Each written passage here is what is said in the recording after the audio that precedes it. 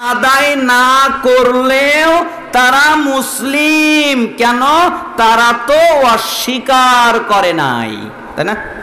কাজে অস্বীকার তো করে নাই, স্বীকার তো করেছে যে নামাজ পড়া লাগবে, এই জন্য তারা মুসলমান, তাদেরকে কাফের বলা যাবে না। আমার প্রশ্ন হলো, আল্লাহর নবী কোন হাদিসে বলেছেন যারা সালাত অস্বীকার করবে তারা কাফের?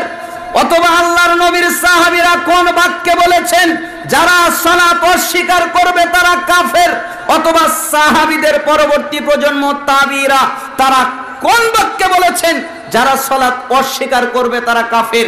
আল্লাহ বলেননি, আল্লাহর নবী বলেননি, আল্লাহর নবীর সাহাবী বলেননি, তাবিরা বলেননি, মুজতাহিদ ইমামগণ বলেননি। তারা প্রত্যেকেই বলেছেন যারা সালাত ত্যাগ করবে, যারা সালাত আদায় করবে না, যারা সালাত পড়বে না, তারা হলো কাফের। যারা সালাত পড়বে না তারা কি? সূরা তাওবার 5 নম্বর আয়াত আল্লাহ তাআলা বলেছেন যারা সালাত আদায় করে ওরা তোমাদের দ্বীনি ভাই। সূরা তাওবার 11 নম্বর আয়াত আল্লাহ তাআলা একই কথা বলেছেন। আমার 21টা হাদিস মুখস্থ আছে এ ব্যাপারে, সময়ের ব্যবধানে আমি আপনাকে 4টা অনুবাদ করে শোনাচ্ছি। মুসলিমের 82 নম্বর হাদিস, রাসূল সাল্লাল্লাহু আলাইহি ওয়াসাল্লাম বলেন, ইন্না বাইনার রাজুল ওয়া বাইনাশ শিরক ওয়াল কুফর তারকুস সালাহ, নিশ্চয় একজন ব্যক্তি, একজন কাফের, একজন মুশরিক, এদের মধ্যে পার্থক্য হলো সালাত। যে ব্যক্তি সালাত আদায় করে সে হলো ঈমানদার, যে ব্যক্তি সালাত আদায় করে না সে হলো কাফের। এটা মুসলিমের 82 নম্বর হাদিস। তিরমিজি 2618 নম্বর হাদিস, বাইনাল কুফরি ওয়াল ঈমান তারকুস সালাহ, নিশ্চয় একজন ঈমানদার আর একজন কাফের, এদের মধ্যে পার্থক্য হলো নামাজ, সালাত। যারা সালাত আদায় করে তারা ঈমানদার, যারা সালাত আদায় করে না তারা কাফের। তিরমিজি 2621 নম্বর হাদিস, আলাহাদুল্লাযী বাইনানা বাইনাহুমুস সালাহ ফামান তারাকাহা ফাকাদ কাফার, আমাদের মধ্যে তাদের মধ্যে পার্থক্য হলো নামাজ, সালাত।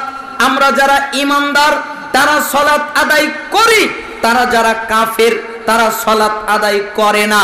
ইবনে মাজাহ 1080 নম্বর হাদিস, লাইসা বাইনাল আবদি ওয়াশ শিরকি ইল্লা তারকুস সালাহ ফাইজা তারাকাহা ফাকাদ আশরাক, নিশ্চয় একজন ব্যক্তি, একজন মুশরিক, একজন কাফের, এদের মধ্যে পার্থক্য নামাজ, পার্থক্য সালাত। যারা সালাত আদায় করে তারা ঈমানদার, যারা সালাত আদায় করে না, যেই ব্যক্তি সালাত ত্যাগ করলো, যে ব্যক্তি সালাত ছেড়ে দিল, ওই ব্যক্তি শিরিক করলো। তার মানে সালাত আদায় না করাটাও এক প্রকারের শিরিক। সালাত আদায় না করাটা কি? শিরিক।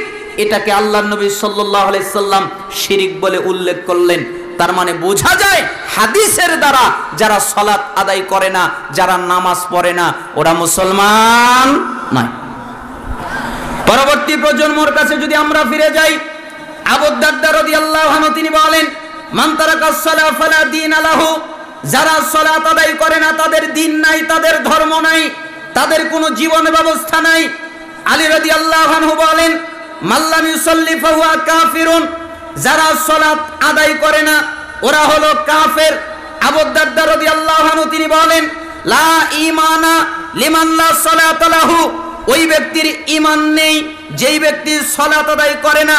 ওমর ইবনুল খাত্তাব রাদিয়াল্লাহু আনহু বলেন, লা হাজ্জা ফিল ইসলাম লিমান তারাকাস সালাহ, ওই ব্যক্তির ইসলামে কোনো জায়গা নেই যেই ব্যক্তি সালাত আদায় করে না, যেই ব্যক্তি নামাজ পড়ে না, ওই ব্যক্তির ইসলামে কোনো জায়গা নেই। রাসূলের ফতোয়া দ্বারা, সাহাবীদের ফতোয়া দ্বারা, পরবর্তী প্রজন্ম তাবি আব্দুল্লাহ বিন শাকিক তিনি ইজমা বর্ণনা করে বলেন, কানা আসহাবু মুহাম্মদ সাল্লাল্লাহু আলাইহি ওয়াসাল্লাম লা ইয়ারাউনা শাইআম মিনাল আমাল তারকুহু কুফরুন গায়রাস সালাহ, সাহাবীরা আমলের মধ্যে কোনো আমল ছেড়ে দেওয়াকে কুফরি মনে করতেন না, একমাত্র সালাত ছাড়া। কেউ যদি সালাত ছেড়ে দিত তাহলে সাহাবীরা তাদেরকে কাফের মনে করত। তো রাসূলের ফতোয়া, সাহাবীর ফতোয়া, তাবির ফতোয়া প্রমাণিত হয়ে গেল, যারা সালাত আদায় করে না, যারা সালাত ত্যাগ করে, যারা সালাত পড়ে না, তারা মুসলমান নয়, তারা কাফের, তারা মুশরিক। এই জন্য আল্লাহর নবী সাল্লাল্লাহু আলাইহি সাল্লাম এই বাক্যগুলো বলেছেন। আর আগের বাক্য দ্বারা বুঝে গেল সর্বশেষ সালাত চলে যাবে। এজন্য আমাদের সমাজে অনেক মানুষ এখনো সালাত আদায় করে না, অথচ যারা সালাত আদায় করে না তাদেরকে কাফের ফতোয়া দেওয়া হয়েছে। এই জন্য সালাফরা বলেছেন যারা নামাজ পড়ে না, এক, সে যদি মেয়েকে বিয়ে দেয় তাহলে বিয়ে হবে না। কেন? বেনামাজি বাপ মেয়েকে বিয়ে দিতে পারে না। বেনামাজি বাপ যদি মেয়েকে বিয়ে দেয় ওই বিয়ে হবে না। 10 বছর ধরে বিয়ে দিয়েছে, ওই বিয়ে হয়নি। 5 বছর আগে বিয়ে দিয়েছে, ওই বিয়ে হয়নি। 2 বছর আগে বিয়ে দিয়েছে, ওই বিয়ে হয়নি। মেয়েকে নিয়ে আসতে হবে। কেন? বেনামাজি বিয়ে দিলে বিয়ে হয় না। 2, বেনামাজি যদি সালাত আদায় না করে, একটা ছেলে যদি সালাত আদায় না করে, নামাজ আদায় না করে, তার সাথে মেয়েকে বিয়ে দেওয়া যাবে না। কেন? তার সাথে যদি মেয়েকে বিয়ে দেওয়া হয় মেয়ের বিয়ে হবে না। এখন আর নামাজি দেখার দরকার নেই। কে নামাজ পড়ে, কে সালাত আদায় করে, কে করলো না, এটা দেখার বিষয় নয়। এখন খালি দেখে কার চাকরির বেতন কত বেশি, কে সরকারি চাকরি করে, আর কে কত বেশি ঘুষ খায়, তাই না? যার টাকা বেশি, যার অর্থ বেশি, যার সম্পদ বেশি, তার সাথে মেয়েকে বিয়ে দেওয়ার জন্য তারা লাগিয়ে দেয়। কিন্তু নামাজি লোক তারা খোঁজার চেষ্টা করে না। এই জন্য আমাকে মাঝে মধ্যে মানুষেরা বলে যে ভালো ছেলে কোথায় পাবো? আমি বলি ভালো ছেলে কোনো ইউনিভার্সিটিতে পাওয়া যায় না, ভালো ছেলে কোনো বিশ্ববিদ্যালয়ে পাওয়া যায় না। ভালো ছেলে পেতে চাইলে সকালবেলা মসজিদে ফজরের জামাতে সালাত আদায় করতে যেতে হবে। এরপরে ওই সালাতের মধ্যে যেই ছেলেরা জামাতের সাথে সালাত আদায় করে ওরাই হলো যুগের ভালো সন্তান।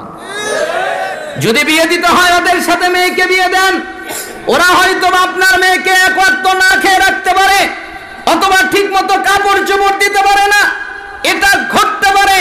কিন্তু ওই ছেলে আপনার মেয়ের উপরে জীবনে কোনোদিন জুলুম করবে না, অত্যাচার করবে না, নির্যাতন করবে না। কেন?